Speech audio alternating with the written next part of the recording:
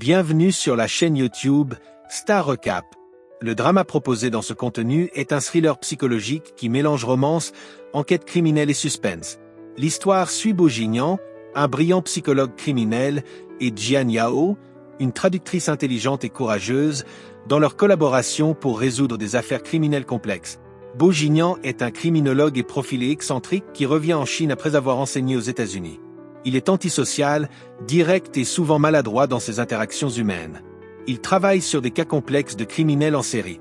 Bojignan recrute Jian Yao, une jeune traductrice, pour l'assister dans ses enquêtes.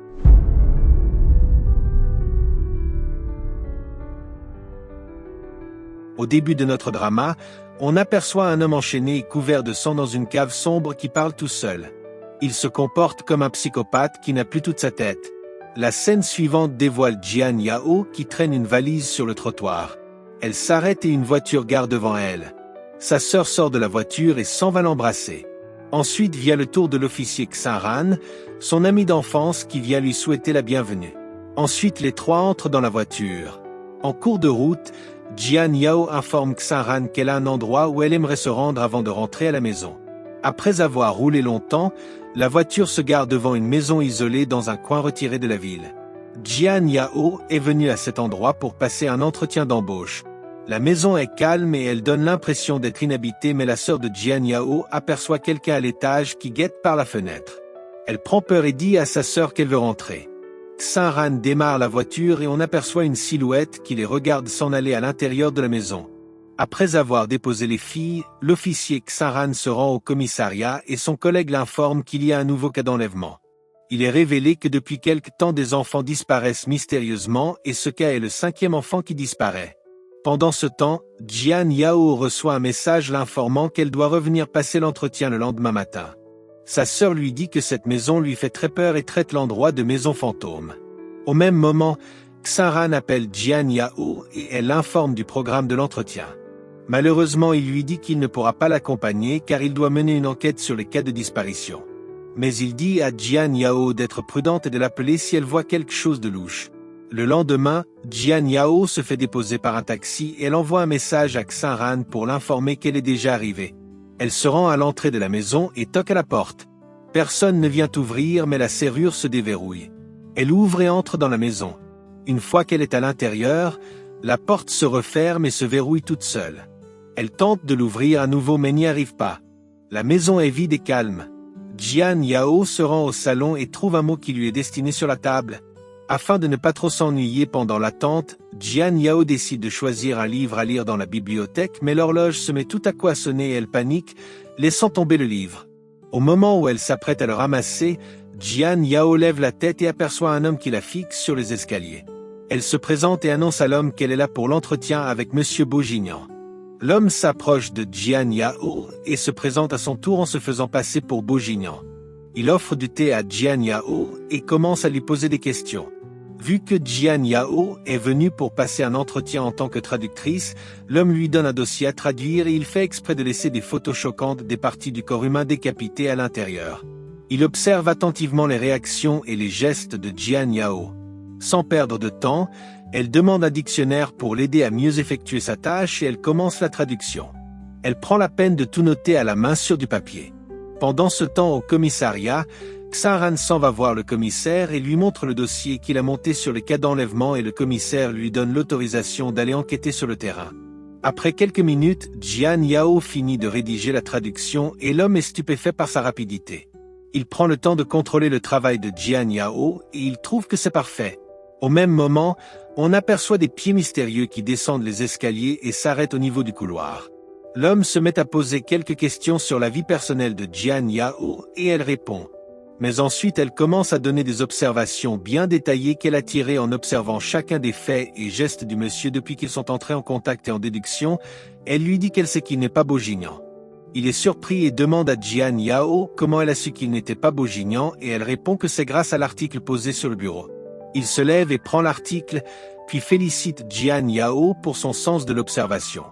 Après avoir remarqué qu'elle est vraiment douée, l'homme se présente à nouveau en tant que fusilleux et décide de l'embaucher en tant que traductrice permanente. Bojignan, qui espionnait la conversation depuis le couloir, décide de remonter à l'étage s'isoler comme d'habitude. Elle envoie ensuite un message à Xinran pour lui dire qu'elle a fini et il vient la chercher plus tard. Il commence d'abord par demander à Jian Yao comment s'est passé son entretien et après un petit échange de sourires et de joie, les deux entrent dans la voiture et ils partent. Le lendemain, Jian Yao reçoit un courrier et lorsqu'elle l'ouvre, elle constate que c'est un contrat de travail. Elle le signe immédiatement. Xinran prend le contrat et en le lisant, il trouve que le nom Bojignan qui est dessus lui est familier mais il n'arrive pas à se souvenir où il a déjà entendu. La scène suivante montre les images d'un homme qui est enchaîné dans une salle et plus tard, il est révélé que c'est un cauchemar que Bojignan a l'habitude de faire. Après avoir signé le contrat, Jian Yao l'a immédiatement renvoyé à l'expéditeur et Fuziyu, après réception, le remet à Bojignan et lui annonce que Jian Yao commence le travail demain. Pendant ce temps au commissariat, Xinran fait un débrief sur les cas d'enlèvement avec les autres policiers et il est révélé qu'un 6e enfant vient de disparaître. Il examine attentivement les indices et après déduction, il envoie les policiers enquêter sur le terrain. La scène se déplace vers la maison de Bojignan où Jian Yao a commencé son travail de traductrice. Elle se rend compte que son verre de thé est vide et elle décide d'aller se servir à nouveau mais réalise qu'il n'y en a plus. Elle se rend ensuite à la cuisine afin d'en préparer. Son attention est attirée par une magnifique canne à pêche et elle prend des photos. En voulant rentrer au salon, elle entend un bruit étrange et s'arrête. Dans un flashback, on montre Fuziyu qui lui révèle que Bojignan est un homme bizarre avec un caractère plutôt détestable et il conseille à Jian Yao de ne jamais monter à l'étage sans l'autorisation de Bojignan. Fuziyu annonce à Jian Yao que mis à part la pièce qui est verrouillée, elle peut accéder à toutes les pièces du premier étage. De retour à l'instant présent, la pièce verrouillée s'ouvre subitement et Bojignan sort vêtu d'une combinaison de laboratoire. Les deux s'observent un instant sans rien dire et Bojignan s'en va. Pendant ce temps, Xinran commence son enquête sur le terrain. Il se rend sur l'autoroute et essaie de retracer la piste du dernier garçon qui a disparu. Son collègue l'informe qu'il n'y a rien dans cette zone, à part une maison isolée dans les montagnes. Il réalise que la maison dont parle son collègue est celle où travaille Jian Yao, la villa de Bojignan. Entre-temps, Jian Yao prend la magnifique canne à pêche de Bojignan et se rend au lac pour pêcher. Ensuite elle rentre et remet le matériel à sa place. Mais elle prend la peine d'informer Bojignan par message qu'elle a utilisé son matériel, puis elle rentre chez elle. Plus tard dans la soirée, pendant qu'elle partage un repas en famille, elle reçoit un message de Bojignan qui la remercie pour le poisson qu'elle a pêché. Dans la même nuit, on entend un bruit étrange sortant de l'une des chambres de la villa de Bojignan. Ensuite on aperçoit Bojignan ouvrir la porte et il dit « C'est une punition. Maintenant tu connais la peur ». Puis il referme la porte. Le lendemain matin au commissariat, Xinran commence à mener une enquête sur la mystérieuse villa de Bojignan. Plus tard dans la nuit, Jian Yao se retrouve bloqué à la villa par un violent orage. Le tonnerre gronde et une panne d'électricité se produit, plongeant la maison dans l'obscurité. Jian Yao se met à appeler Bojignan et lorsqu'il arrive au niveau des escaliers, Bojignan lui demande pourquoi elle le dérange. Jian Yao lui demande s'il y a des bougies dans la maison et Bojignan répond qu'il y en a, mais il ne sait pas où elles se trouvent. Avant de remonter, il ordonne à Jian Yao de ne plus le déranger pour des futilités. Jian Yao se rend ensuite dans la cuisine et fouille dans les placards. Elle trouve plusieurs bougies qu'elle allume aussitôt, éclairant toute la pièce. Elle ouvre le réfrigérateur, prend du poisson et se met à cuisiner. Après avoir fini de cuisiner, elle se sert et dépose le plat sur la table puis se retourne pour se laver les mains. Bojignan apparaît et profite du fait qu'elle ait le dos tourné pour goûter au plat. Il critique amèrement le talent de cuisinière de Jian Yao et elle le prend mal. Pendant qu'elle mange, Bojignan commence à cuisiner à son tour et on peut s'apercevoir qu'il est vraiment doué en la matière. Il décide de faire le même plat que celui de Jian Yao et lorsqu'il finit, Bojignan dépose la nourriture devant Jian Yao et s'en va. Jian Yao profite de son absence pour goûter la nourriture et elle se rend compte que c'est un véritable délice. Elle entend ensuite un bruit étrange provenant du salon et elle décide d'aller vérifier de quoi il s'agit. Arrivée au salon, Jian Yao trouve que les fenêtres sont ouvertes et en essayant de les refermer, la vitre de l'une des fenêtres au-dessus se brise et elle réussit à esquiver de justesse les morceaux de verre qui s'écrasent sur le sol. Bojignan arrive avec des lunettes à vision nocturne et la porte dans ses bras, puis ensuite s'en va la déposer sur le canapé afin qu'elle ne marche pas sur les morceaux de verre qui sont au sol. Bojignan lui ramène un drap, souhaite ensuite bonne nuit à Jian Yao et retourne à l'étage. Pendant ce temps, dans la forêt obscure, Un homme mystérieux est aperçu avec une pelle en train d'enterrer des sacs. Mais son visage n'est pas dévoilé.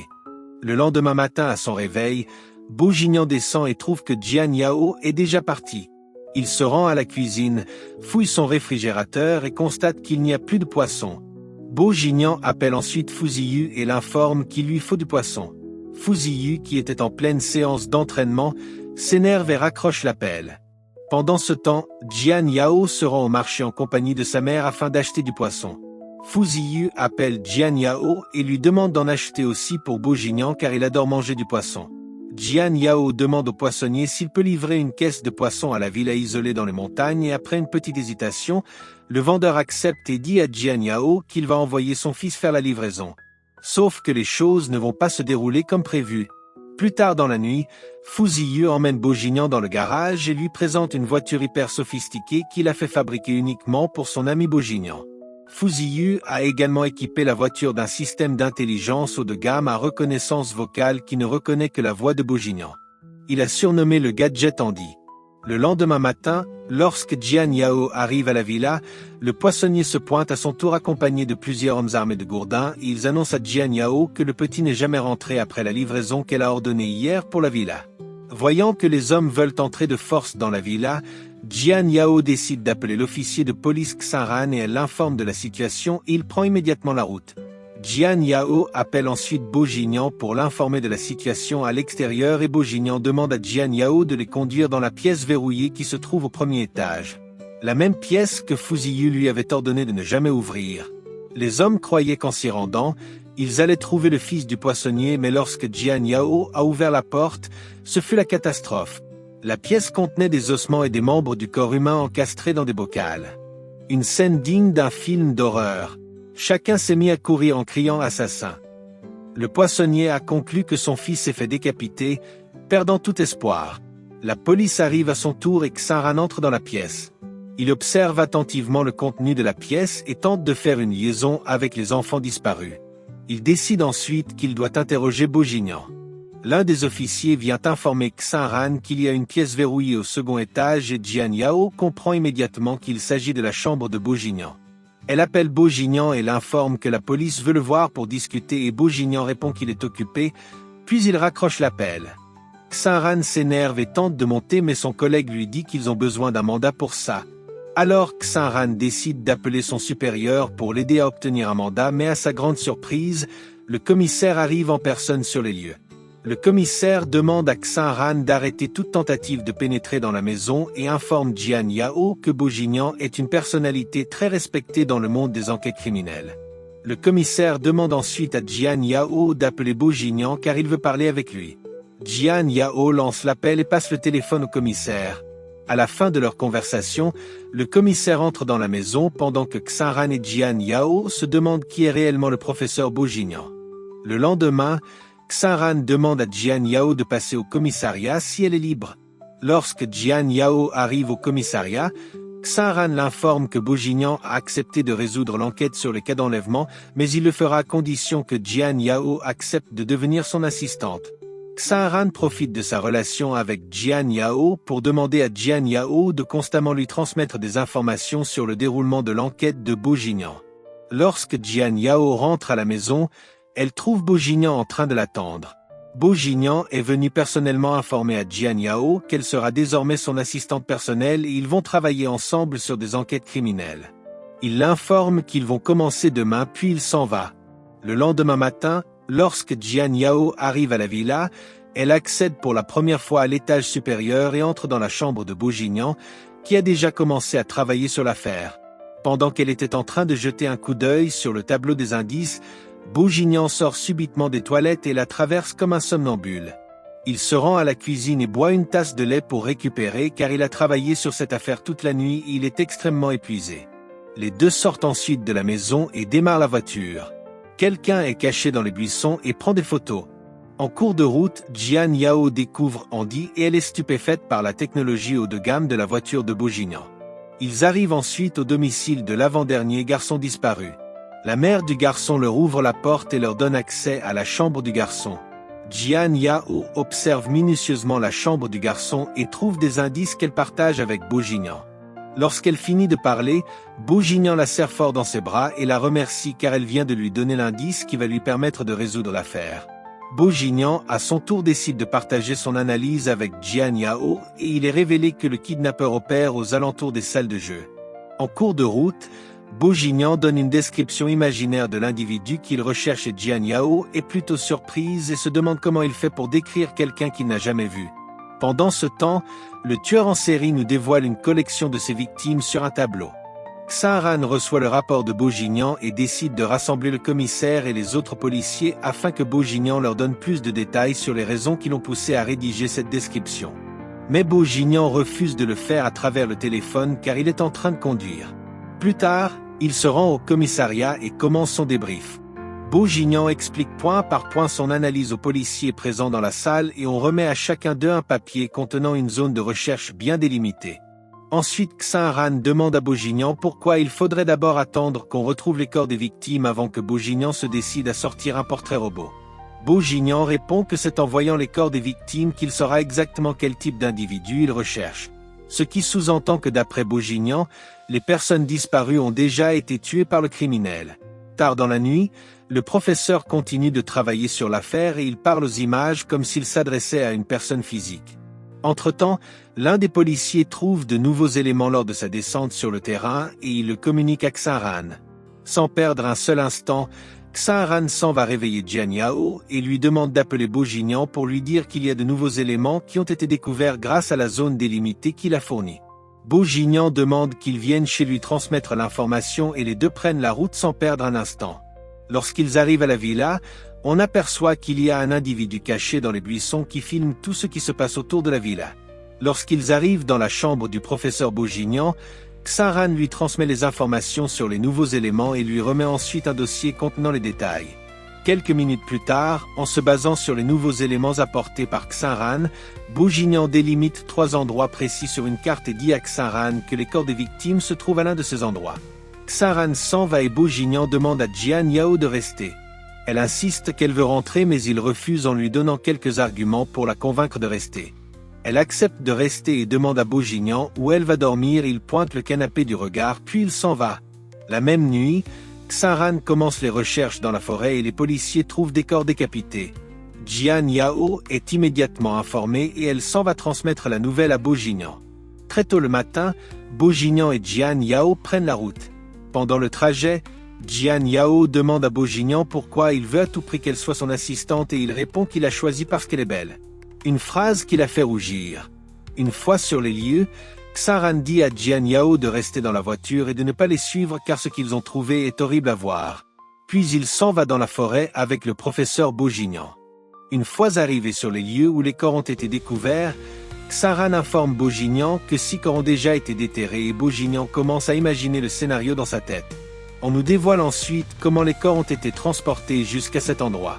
Xinran informe Bourguignon que d'après les médecins légistes, les meurtres ont été commis entre 5 mois et 1 semaine. Ce qui veut dire que le fils du poissonnier est peut-être encore vivant. Plus tard dans la nuit, on montre Fu Ziyu en train de s'entraîner sur un ring de boxe pendant que Bourguignon continue ses recherches en se basant sur les nouveaux éléments trouvés dans la forêt. Après une longue analyse, il réalise que le tueur est juste motivé par le massacre et il décide d'appeler Fu Ziyu.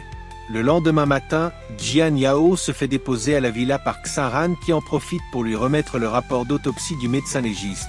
Lorsque Jian Yao entre dans la maison, elle trouve que Fu Ziyu est présent et elle remet le rapport d'autopsie à Bourguignon.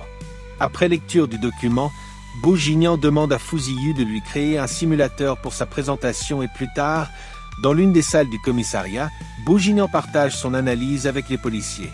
À la fin de son débriefing, en se basant sur son analyse, il dévoile que le tueur utilise une machine à tuer pour décapiter ses victimes.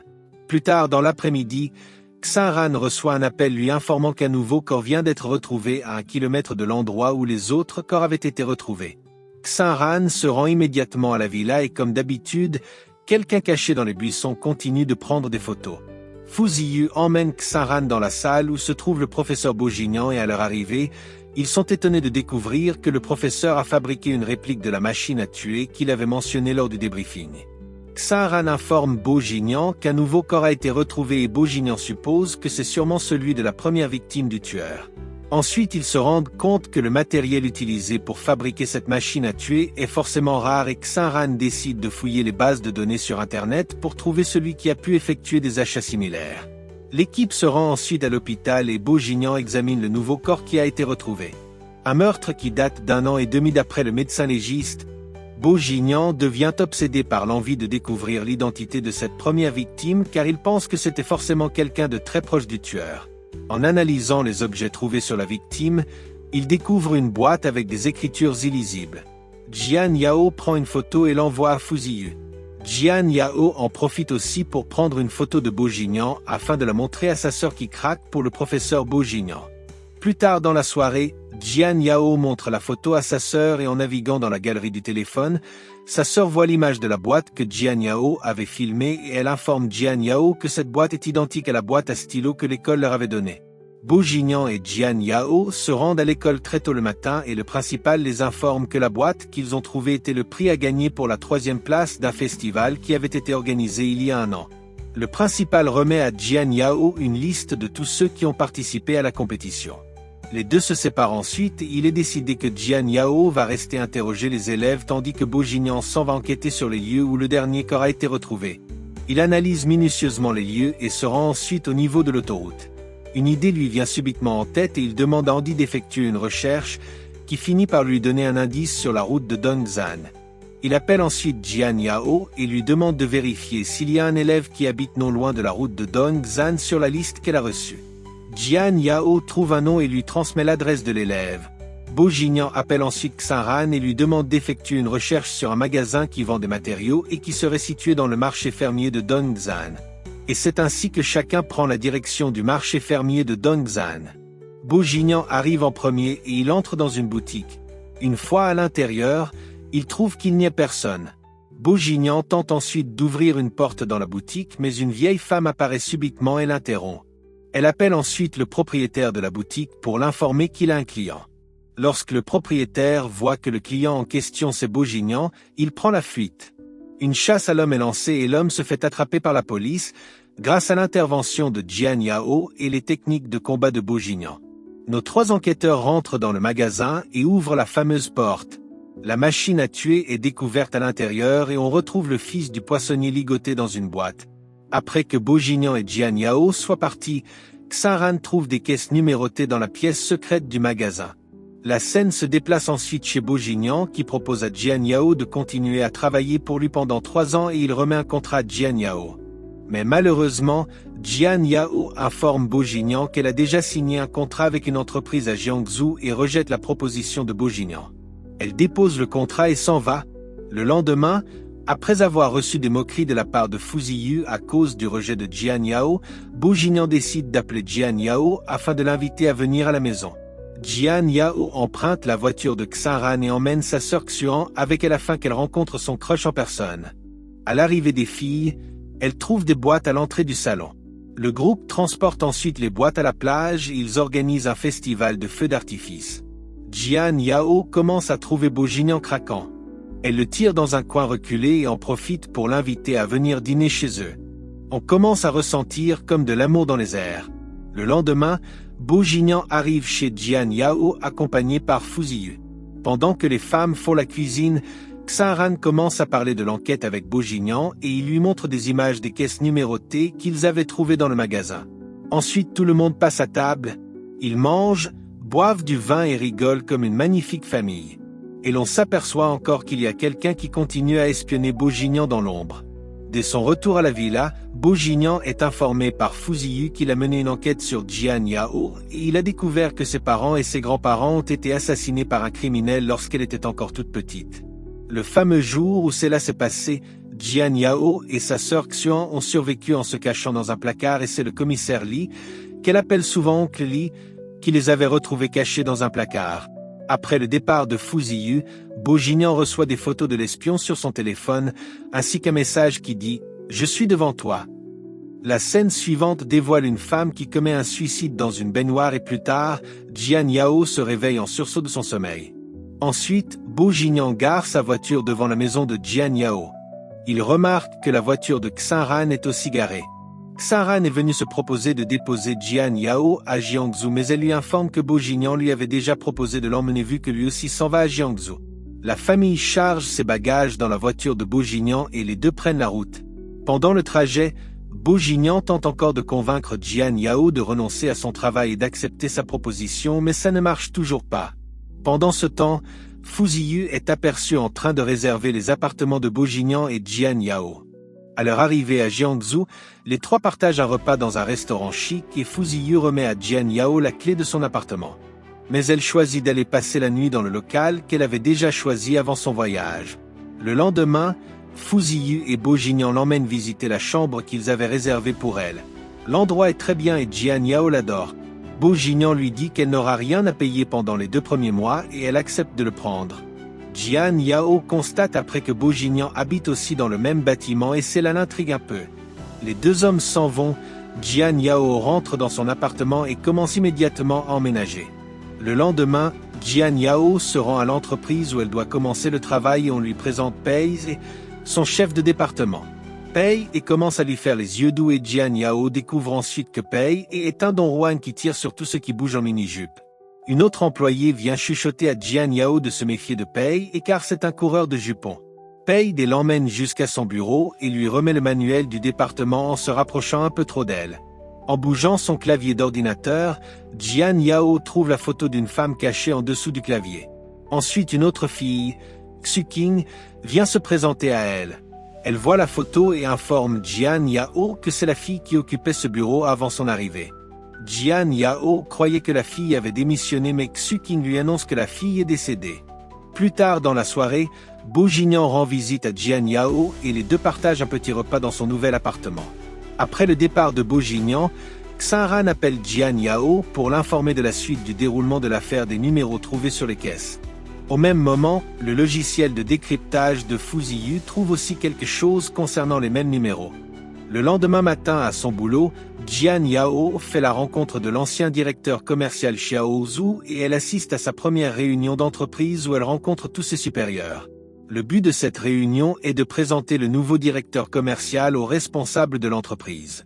Quelques minutes plus tard, Bo Jinian fait son entrée dans la salle et Jian Yao est surprise de constater qu'il est le nouveau directeur commercial de l'entreprise en question. Elle est désignée pour être sa secrétaire personnelle. Après la réunion, Bo Jinian fait déplacer le bureau de Jian Yao et il l'installe dans son bureau. Plus tard, il est dévoilé que Bo Jinian travaille sous couverture afin d'enquêter sur la mort de la fille dont Jian Yao avait trouvé la photo sous le clavier de son bureau. Bo Jinian est connu pour ne résoudre que des enquêtes criminelles de tueurs en série. Alors Jian Yao lui demande pourquoi il a accepté d'enquêter sur un simple cas de suicide. Bo Jinian lui répond qu'il ne pouvait pas refuser car la personne qui lui a demandé de mener cette enquête est une personne qui lui est très chère. Les deux se rendent ensuite dans le bureau de la présidente de l'entreprise et la présidente informe Jian Yao qu'elle est celle qui a demandé à Bo Jinian de venir enquêter dans l'entreprise. La présidente dépose des photos sur la table et commence à donner la raison pour laquelle elle veut qu'une enquête soit menée sur le cas de suicide de l'employé Wang Guan. Lorsque Bo Jinian demande à la présidente quelle est la personne qu'elle soupçonne, la présidente hésite d'abord un instant avant de dire qu'elle suspecte son fiancé, Yi Yang. Mais la présidente a des doutes et c'est la raison pour laquelle elle a contacté Bo Jinian pour l'aider à résoudre ce mystère. Plus tard chez Jian Yao, Fu Ziyu demande à Bo Jinian s'il veut vraiment enquêter sur son beau-frère Yi Yang, et Jian Yao réalise que Bo Jinian est le frère de la présidente de l'entreprise. Le lendemain matin, Bo Jinian remet sa carte de crédit à Jian Yao et l'envoie faire des achats pour lui. Elle se rend dans un magasin, achète plusieurs articles et les transporte toute seule pendant que Bo Jinian attend au calme dans la voiture. Plus tard, Bo Jinian rejoint Jian Yao dans le secteur du magasin où on vend des lits. Les deux se couchent à l'envers sur un lit et Bo Jinian propose à Jian Yao d'emménager dans son appartement. Elle décline la proposition, se lève et s'en va. Ils prennent l'ascenseur et Bo Jinian lui demande pourquoi elle refuse de venir vivre avec lui. Une question qui attire l'attention de tout le monde présent dans l'ascenseur. Jian Yao se sent gêné et lui répond à voix basse. Les autres femmes présentes dans l'ascenseur se mettent à rigoler et Jian Yao se sent encore plus mal à l'aise. Le lendemain dans le bureau de Bo Jinian, Jian Yao est aperçue en train de lire la note de suicide laissée par Wang Guan d'une manière très émotive. Elle pleure en lisant la lettre et après avoir terminé, elle se demande comment la police a pu croire que cette lettre de suicide était sincère. Bo Jinian n'est pas trop intéressé par les enquêtes sentimentales, du coup il dit à Jian Yao de se charger de cette affaire. Elle commence son enquête mais elle est interrompue par le coureur de jupons Pei et qui vient l'inviter à dîner, en précisant que les autres employés seront aussi présents. Pendant le dîner, elle se laisse emporter par son enquête et commence à voir tout le monde présent sur la table comme un suspect potentiel. Après le dîner, Bo Jinian vient la chercher et les deux commencent à afficher des comportements un peu moins professionnels. Bo Jinian remet un iPad contenant le blog intime de Wang Guan et une fois à la maison, Jian Yao se met à analyser chacune des notes. Après avoir fait le lien entre le contenu du blog et le comportement des employés de l'entreprise, Jian Yao déduit que l'amant de Wang Guan était Mei Shen. La scène suivante marque l'arrivée de Xinran à Jiangsu. Il a été muté dans la ville et il va travailler là-bas pendant quelques semaines. Il arrive chez Jian Yao et est surpris lorsqu'on vient livrer le colis de Bo Jinian chez Jian Yao. Elle lui annonce que Bo Jinian vit dans le même bâtiment et il devient un peu jaloux. Il décide de demander à Jian Yao si elle a des sentiments pour Bo Jinian et Jian Yao avoue qu'elle est un peu intéressée par le personnage mais elle a peur à cause du monde criminel auquel il s'aventure. Au moment où les deux s'apprêtaient à sortir pour aller dîner, Bo Jinian appelle Jian Yao et lui demande de le retrouver dans un cimetière. Elle s'y rend et la scène montre l'employé Mei Shen en train de pleurer sur la tombe de Wang Guan. Bo Jinian s'approche et l'accuse d'être le meurtrier de Wang Guan. Mei Shen déclare qu'il était amoureux d'elle mais il ne l'a pas tuée. Bo Jinian le croit et il s'en va. Sur le chemin du retour, Fu Ziyu appelle Jian Yao et lui demande de consulter le mail qu'il a envoyé. Elle ouvre le mail et découvre que c'est la dernière page du blog de Wang Guan. La note écrite dans le blog prouve que l'employé Mei Shen est innocent car son alibi colle avec le contenu de la note. Maintenant il faut trouver un autre suspect et les deux enquêteurs travaillent sur le dossier toute la nuit. Le lendemain au bureau, Jian Yao examine les photos du crime de plus près et se rend compte qu'il y a des éléments qui l'avaient échappé. Elle a un nouveau suspect en tête qui n'est autre que Xu Qing. Jian Yao l'intercepte aux toilettes et se met à l'interroger. Xu Qing avoue qu'elle était avec le directeur Fu la nuit du meurtre et qu'ils ont passé toute la nuit ensemble. Plus tard dans sa chambre, Jian Yao fait comprendre à Bo Jinian qu'elle n'a plus aucune piste mais Bo Jinian lui fait comprendre qu'il a déjà sa petite idée sur les raisons du meurtre de Wang Guan. Le lendemain, Bo Jinian s'en va voir la présidente et lui annonce qu'il y a un réseau de trafic de drogue au sein de l'entreprise et il demande à sa sœur d'informer la police. La scène se déplace vers le commissariat de police et Xinran est choisi pour s'occuper de cette affaire vu qu'il a déjà eu à travailler avec Bo Jinian. Plus tard dans la nuit, Jian Yao se met à analyser les chiffres que Xinran avait retrouvés sur les caisses et elle finit par trouver l'énigme cachée derrière ce puzzle. Il s'agit d'un message destiné à Bo Jinian. Elle court immédiatement informer Bo Jinian de sa découverte mais elle est surprise de réaliser qu'il le savait déjà depuis longtemps. Bo Jinian explique à Jian Yao que quelqu'un les espionne depuis longtemps et que cette personne a un intérêt malsain à son égard. Jian Yao tente de lui faire part de son inquiétude mais il lui dit qu'il contrôle la situation. Ensuite, Bo Jinian nous dévoile le fantôme qui le hante dans ses cauchemars. Le lendemain matin, Jian Yao se rend au commissariat remettre le dossier d'enquête que Bo Jinian a rédigé. L'officier Xinran se sert de ce dossier pour faire un débriefing de l'affaire à ses collègues.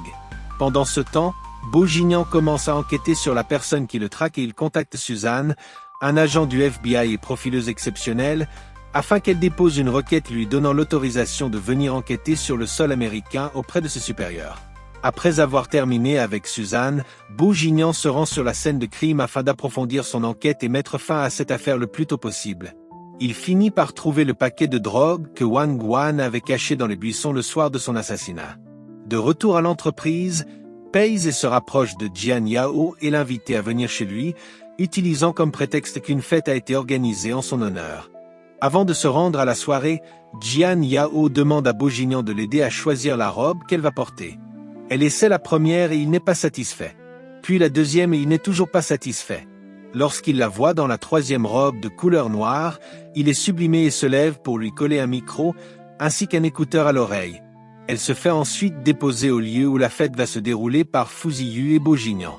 Avant de sortir de la voiture, Fu Ziyu lui informe que si elle se retrouve en danger, elle n'a qu'à dire il pleut et l'équipe d'intervention va venir la secourir.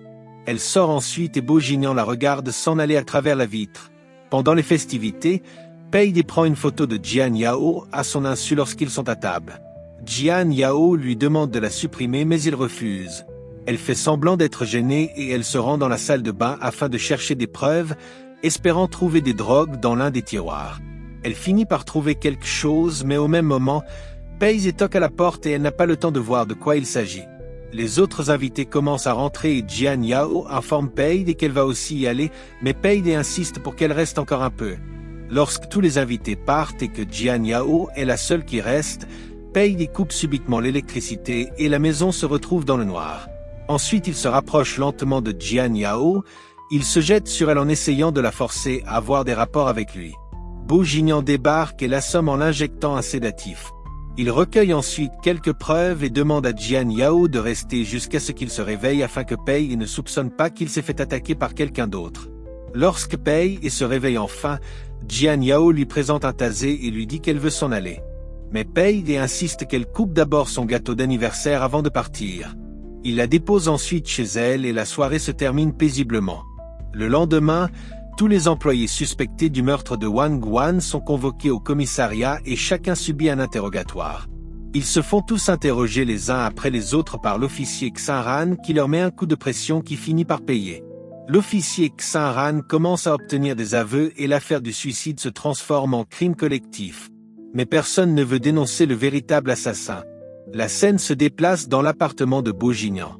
Jian Yao entre dans l'appartement de Bo Jinian et découvre les cicatrices de torture qu'il a sur son dos. Elle commence à poser des questions et Bo Jinian l'emmène dans sa chambre et il lui présente son pire cauchemar.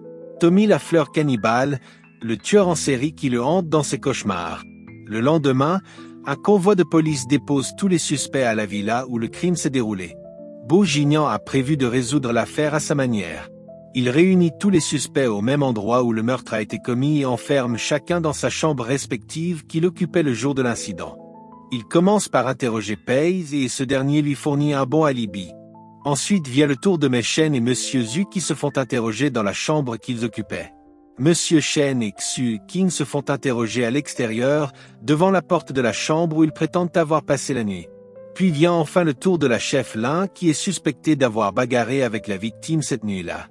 Il est ensuite dévoilé que des caméras de surveillance ont été placées dans chaque coin et les suspects sont surveillés depuis une camionnette garée à quelques kilomètres du lieu du crime.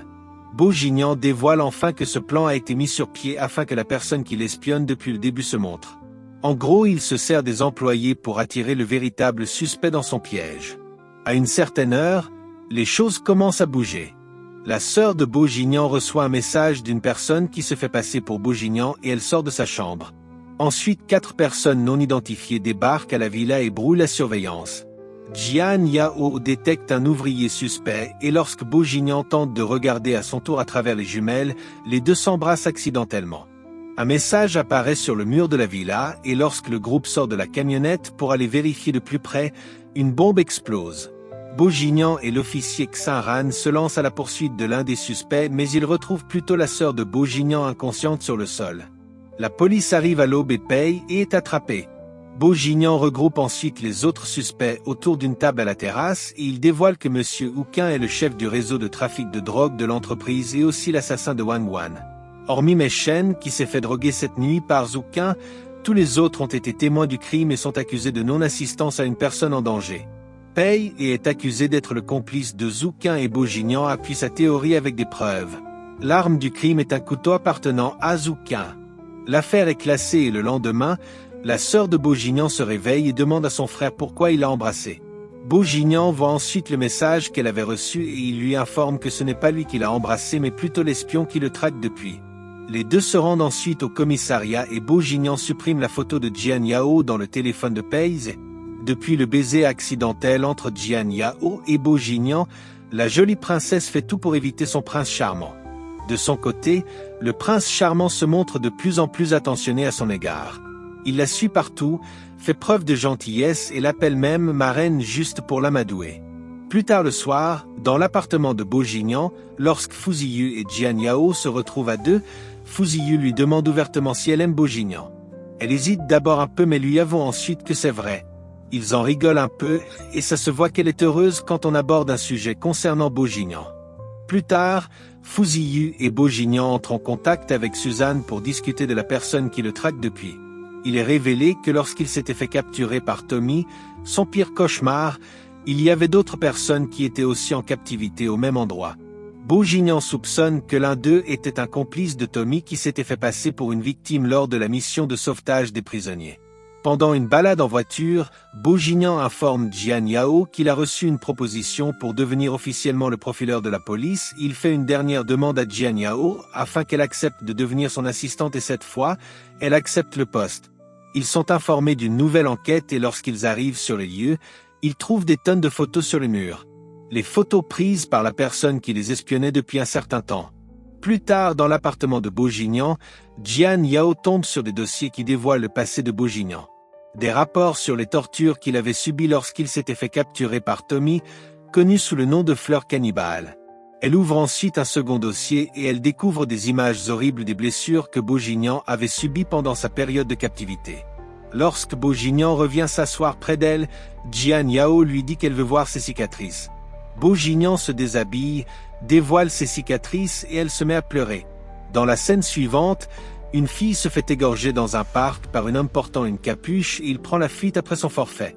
Le jour d'après marque le premier jour de travail de Jian Yao en tant qu'assistante officielle d'un profileur de la police et lorsqu'ils arrivent au commissariat, Xinran leur présente leur bureau personnel. Plus tard dans la matinée, l'ami de Jian Yao qui se baladait dans le parc avec sa petite sœur et son copain découvre le cadavre mutilé de la jeune fille qui s'est fait égorger la veille.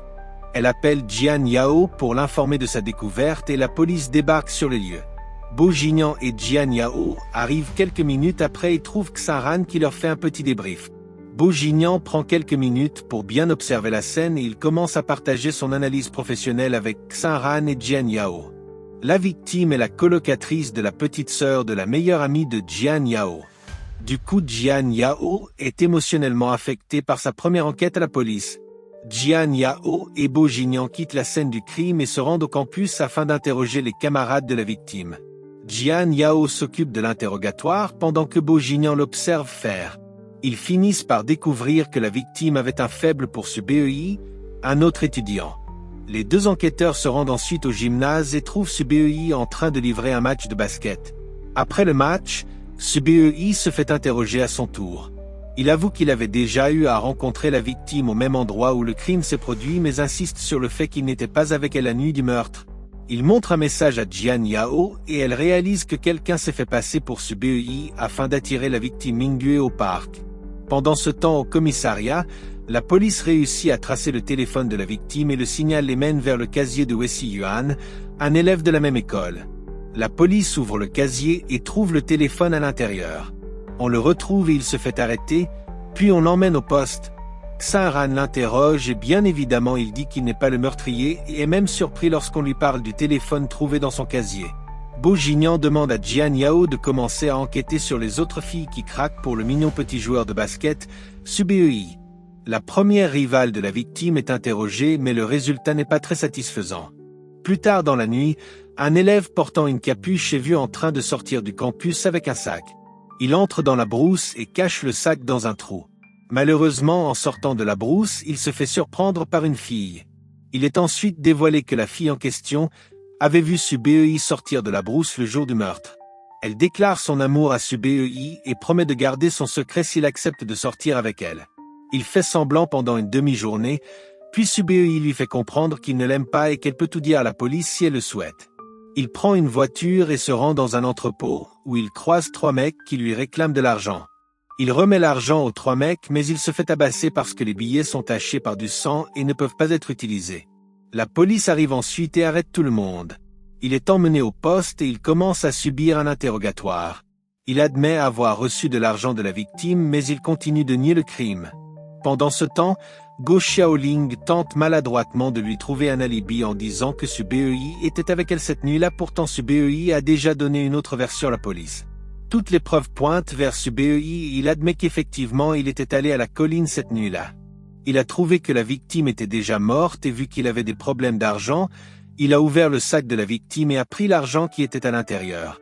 Raison pour laquelle ses empreintes ont été retrouvées sur le sac.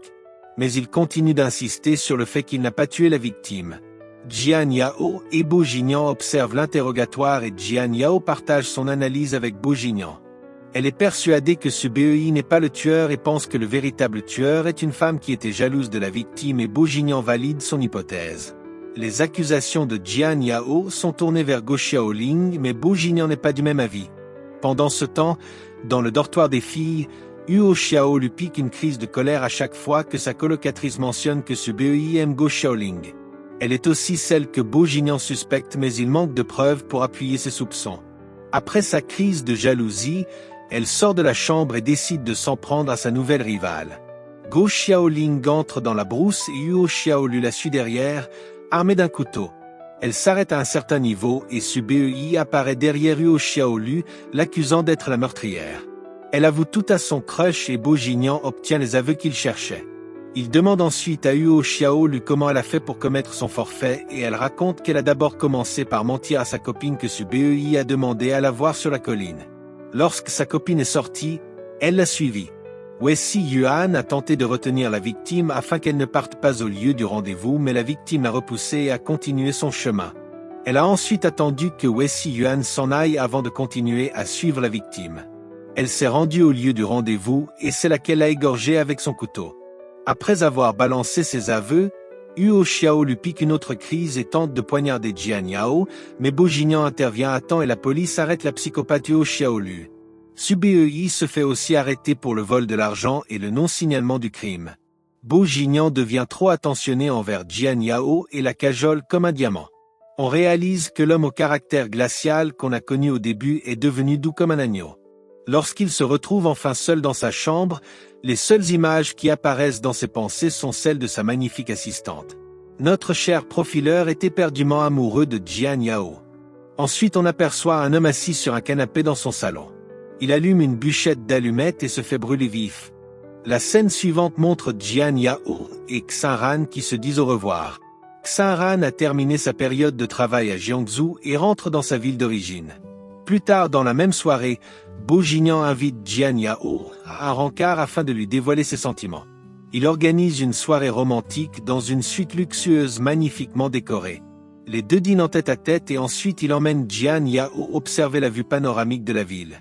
L'ambiance devient un peu tendue et Bo-Jinian ne parvient pas à déclarer son amour à Jian Yao. Il tente maladroitement de l'embrasser et l'évite dans un premier temps, puis ensuite elle se laisse faire et nos deux amoureux s'embrassent passionnément. Après le baiser, Bo-Jinian avoue enfin à Jian Yao qu'il est amoureux d'elle et lui demande si elle veut bien être sa petite amie. La soirée se termine par des feux d'artifice et les deux amoureux passent la nuit ensemble. Le lendemain matin, Jian Yao et Bo-Jinian sont inséparables et l'un ne veut plus se décoller de l'autre. La scène se déplace ensuite vers un immeuble qui explose en plein centre-ville.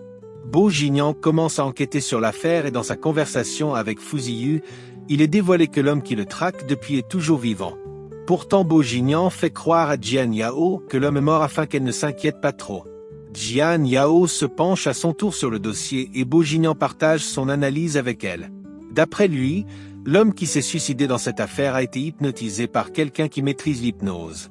Il dévoile aussi à Jian Yao que Tommy la fleur cannibale l'avait aussi hypnotisé lorsqu'il s'était retrouvé en captivité. Le suspect utilise l'hypnose afin de pousser les victimes à renoncer à leur propre vie, allant même jusqu'à rédiger des lettres de suicide avant de se donner la mort. Lors du débriefing de Bo-Jinian au commissariat, il informe les policiers présents dans la salle que cette affaire risque d'être l'une des plus difficiles à résoudre. La scène se déplace ensuite vers un appartement où une femme découvre une lettre de suicide que son père avait laissée dans un tiroir. Il s'en va immédiatement montrer la lettre à l'officier Xinran. Pendant ce temps au commissariat, Jian Yao, Bo-Jinian et Fu Ziyu enquêtent sur Internet et trouvent un forum dans lequel le suspect sélectionne ses victimes suicidaires. Fu Ziyu réussit à trouver le profil utilisateur du suspect et fait une recherche sur la dernière personne avec laquelle le suspect a discuté dans le forum. Après avoir trouvé la localisation de la dernière personne avec qui le suspect a discuté, Jian Yao réalise que cette personne vit dans son ancien quartier dans la ville de Tong. Jian Yao appelle ensuite sa mère pour lui demander si elle va bien et sa mère l'informe que l'un de leurs voisins, oncle Qian, a laissé une lettre de suicide et a disparu. Xinran reçoit un appel de Jian Yao et il met immédiatement la mère et la sœur de Jian Yao sous protection policière. Pendant ce temps, Bo-Jinian et Jian Yao prennent la route pour se rendre à Tong. Oncle Qian est aperçu à l'entrée d'un grand immeuble avec un bidon à essence. La police commence la fouille de son appartement et soupçonne qu'il s'est rendu à son lieu de travail. En cours de route, Bourguignon approfondit sa réflexion sur le déroulement de l'affaire et arrive à la conclusion que l'officier Xaran est la cible principale du suspect. Tous les policiers se déplacent vers l'entrepôt et le commissariat où se trouvent la mère et la sœur de Jian Yao et laissés sans surveillance. L'officier Xaran joue au héros. Il pénètre dans l'entrepôt et trouve oncle Qian debout sur de l'essence avec un briquet dans la main. Ignorant que oncle Qian a été hypnotisé, Xaran tente de le raisonner mais sans succès. Une fois de retour dans son appartement à Jiangsu, Bourguignon partage son analyse avec ses collaborateurs en leur informant que la personne qui le traque est plus dangereuse et plus forte que Tommy la fleur cannibale. Il pense même qu'il s'agit du maître, et Tommy n'est que son disciple. Ensuite, Jian Yao est informé que la voiture filmée par les caméras de surveillance se dirige à Hong Kong. Et c'est ainsi que nos trois enquêteurs se séparent. Fu Ziyu se rend à Hong Kong, Bourguignon et Jian Yao se rendent aux États-Unis. Bourguignon rend ensuite visite à son vieil ami de toujours, Tommy la fleur cannibale, incarcéré dans une prison de très haute sécurité. Bourguignon lui montre le dossier et après avoir analysé le contenu, Tommy dit à Bourguignon que la personne qui le traque veut le tuer afin de venger Tommy. Le prisonnier parle ainsi de lui. Tommy confirme ainsi l'analyse de Bourguignon. Pendant ce temps à Hong Kong, la police fait une descente dans la villa de Yiyang. Lorsque les agents arrivent dans une salle au sous-sol, un projecteur s'active et une vidéo est projetée sur le mur.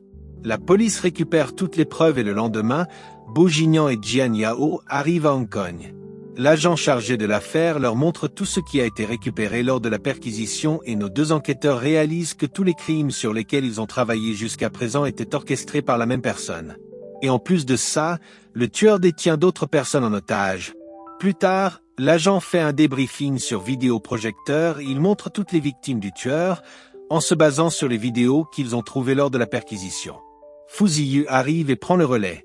Il décrypte chaque vidéo et on réalise qu'après les premières 25 secondes de chaque vidéo, il y a des images que le tueur a dissimulées. Celle de l'officier Xaran. Jian Yao fond en larmes après avoir vu son ami en captivité et Bourguignon tente de la réconforter du mieux qu'il peut. La scène suivante montre un couple dans les bois qui découvre un cadavre suspendu sur un arbre pendant qu'une femme promenant son chien découvre à son tour un autre cadavre, toujours dans les bois. Au même moment, une femme âgée s'assoit à côté d'un vieil homme dans un parc et découvre que le vieil homme est décédé. Les enquêtes révèlent que tous ces corps sont ceux qui étaient dans la vidéo que le tueur avait laissée lors de la perquisition. Bourguignon se penche à fond sur cette affaire et trouve une hypothèse. D'après son analyse, il est dévoilé que la femme, qui est la première victime, a été sauvagement fouettée par le tueur, ce qui signifie qu'il a sûrement grandi sans sa mère et il déteste les femmes. L'homme, qui est la seconde victime, a le cœur arraché, ce qui signifie que le tueur a grandi avec son père et qu'il a été abusé moralement et physiquement par ce dernier. Le vieil homme, qui est la troisième victime, n'a reçu aucune torture physique.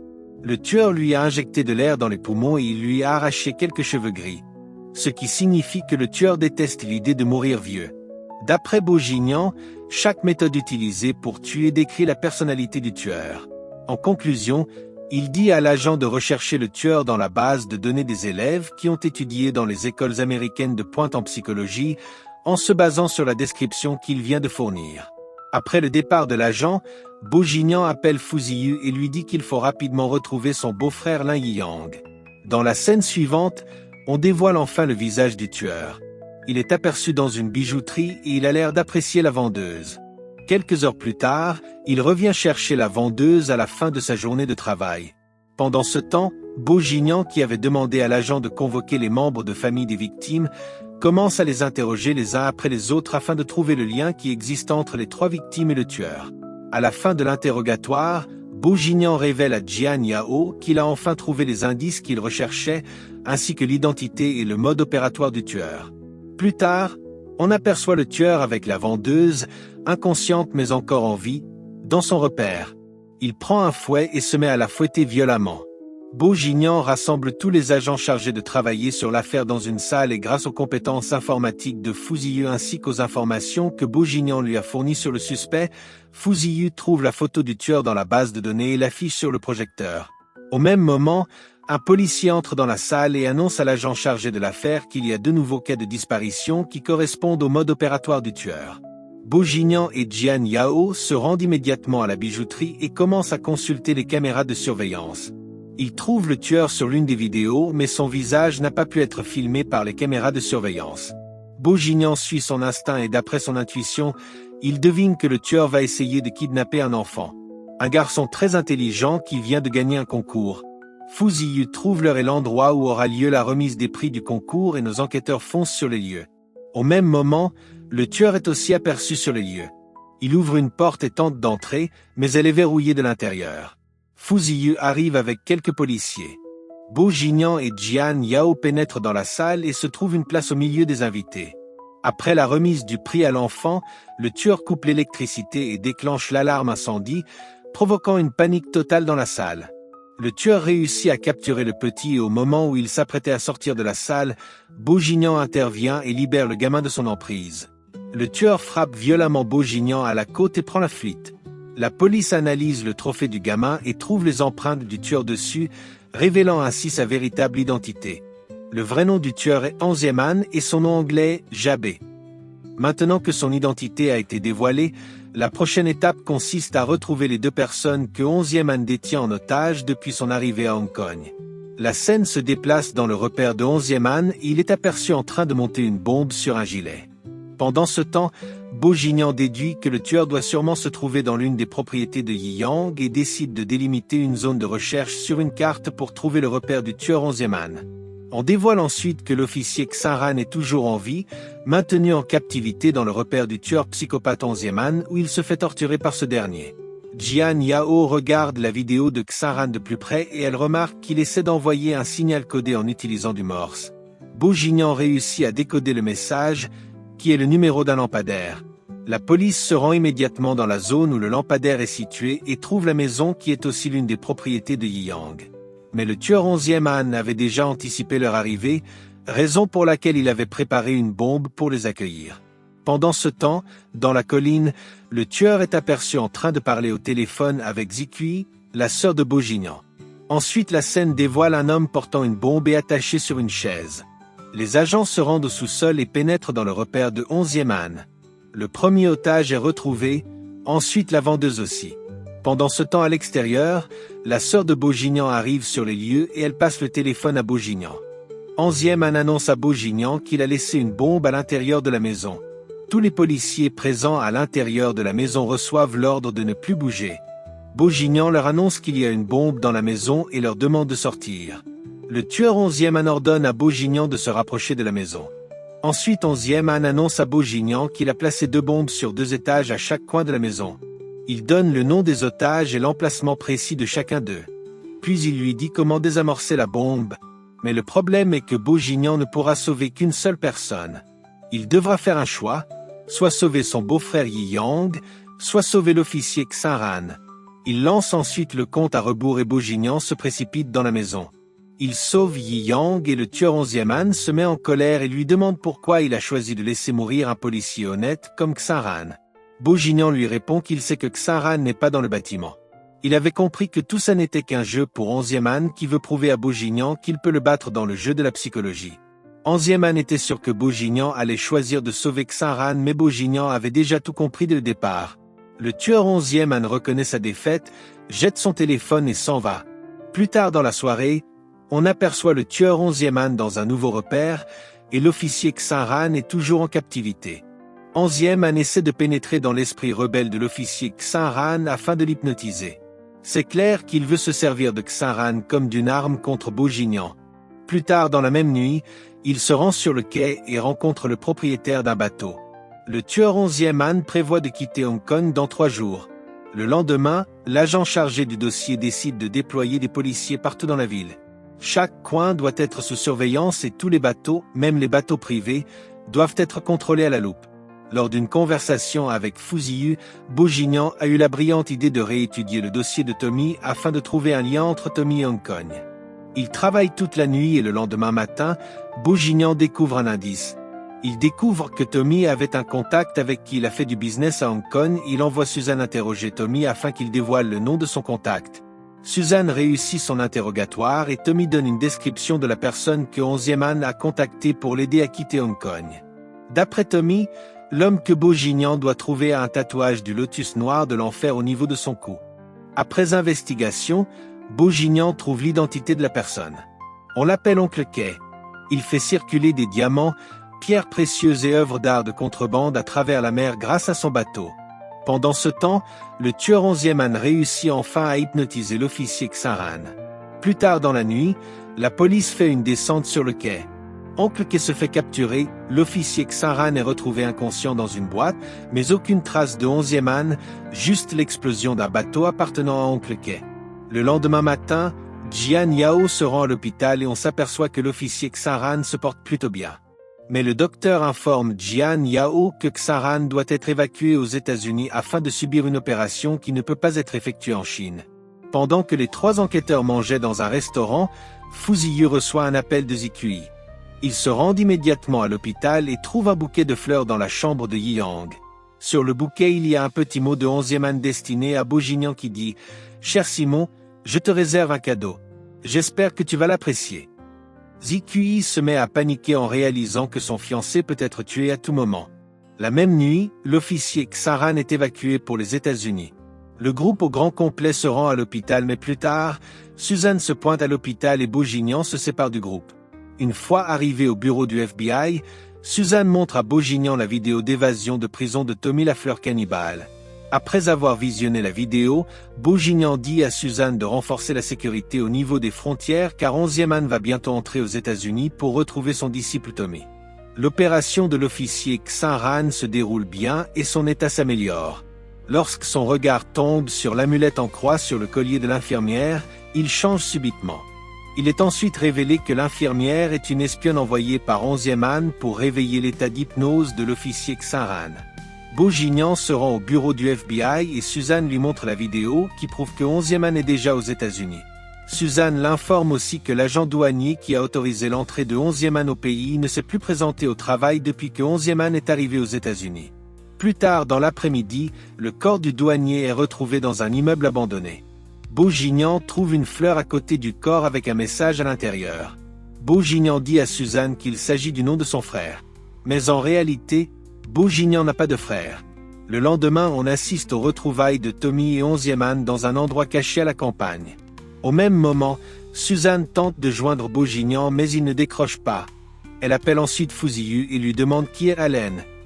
Après hésitation, Fu Ziyu dévoile à Suzanne que Allen est le jumeau mort-né de Bogignan. Plus tard dans l'après-midi, 11e âne est aperçu dans l'hôpital où l'officier Xaran est hospitalisé en train de déposer une arme dans un pot de fleurs.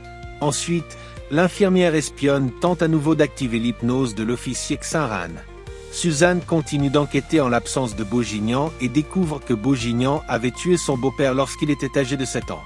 Pendant ce temps, Bogignan arrive chez le policier retraité qui s'était chargé de l'affaire du crime qu'il avait commis lorsqu'il avait 7 ans et lui demande si le tueur 11e âne peut utiliser ce dossier contre lui. Le policier retraité lui dit que c'était un cas de légitime défense et rassure Bogignan qu'il n'a rien à craindre. Entre-temps, il est dévoilé que 11e âne a envoyé des mercenaires voler le dossier du crime de Bogignan au tribunal pour mineurs. À l'hôpital, l'infirmière termine le processus d'activation de l'hypnose de l'officier Xaran et le fait sortir de la chambre. Suzanne découvre la véritable identité de l'infirmière. Elle est l'ex-petite amie du tueur 11e âne. Elle alerte tous les agents du FBI et tente de joindre Bogignan qui est déjà sur le chemin du retour, mais il ne décroche toujours pas.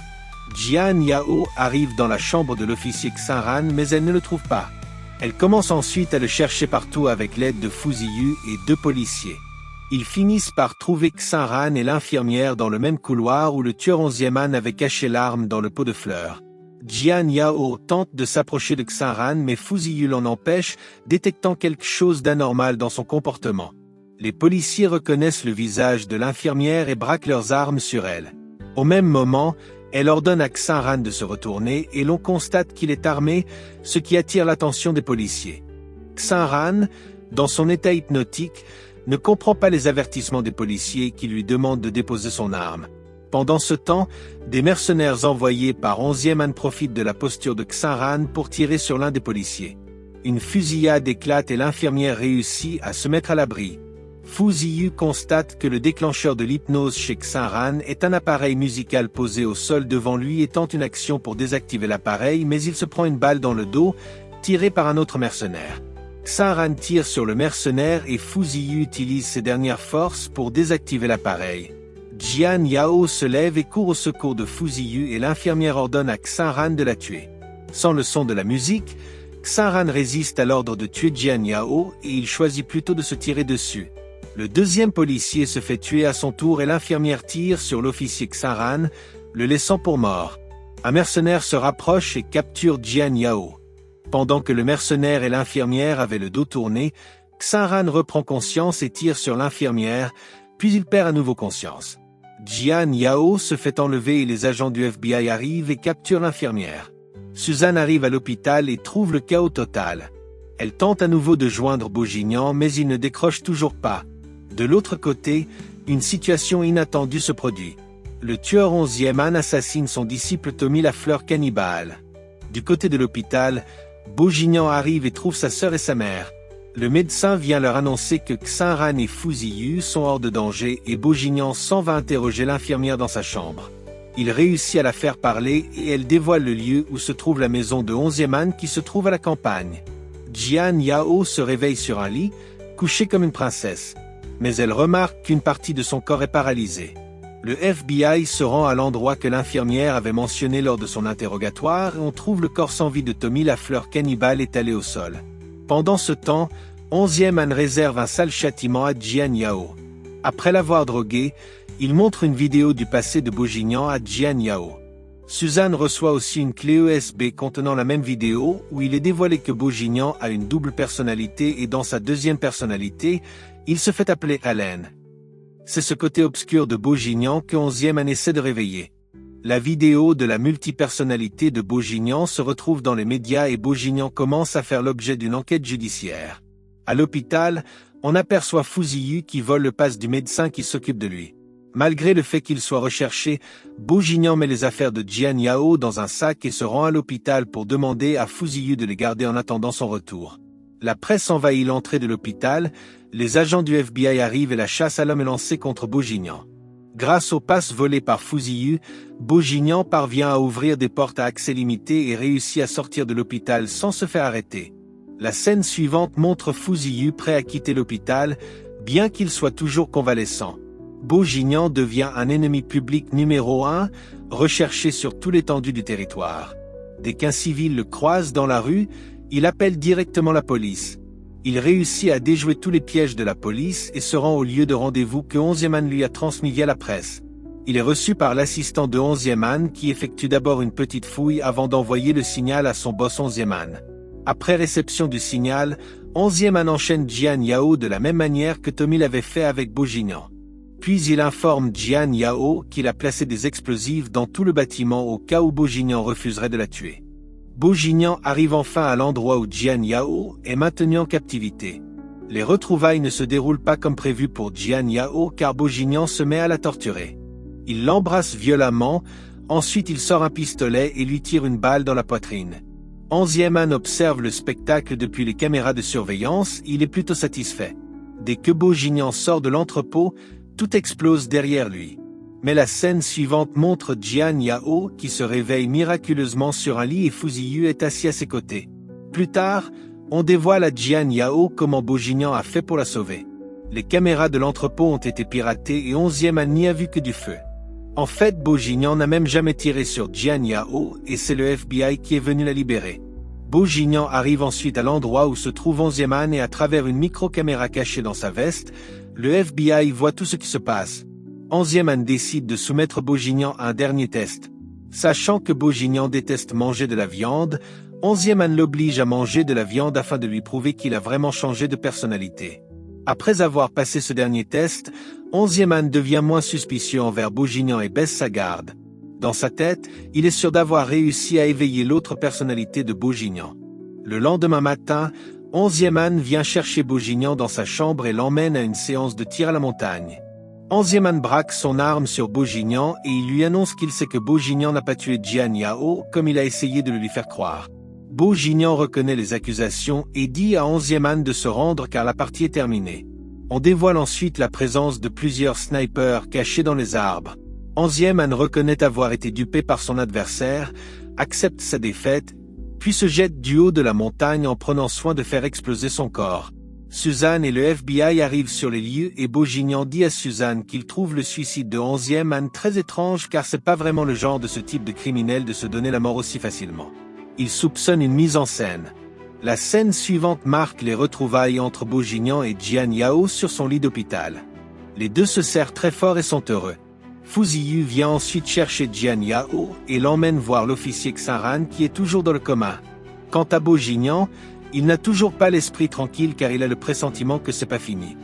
Bourguignon pourrait faire de la prison si son affaire de meurtre sur son beau-père refait surface et la seule chose qui peut l'innocenter c'est le témoignage de l'officier retraité qui s'était occupé du dossier à cette époque-là. Mais malheureusement, Suzanne est informée que tous les dossiers concernant cette affaire ont disparu et lorsqu'elle se rend chez l'officier retraité, elle trouve qu'il a été assassiné. L'agent du gouvernement confronte Suzanne du FBI et lui fait comprendre qu'il suspecte Bourguignon de vouloir faire disparaître toutes les traces de son passé. Un nouveau mandat d'arrêt est immédiatement lancé contre lui. Fu Ziyu lui donne les clés de Andy et Bourguignon prend la fuite. Celui qui aidait la police à attraper un meurtrier il y a quelques jours est maintenant celui que la police est en train de traquer. Bourguignon se rend courageusement chez le policier retraité qui vient d'être tué.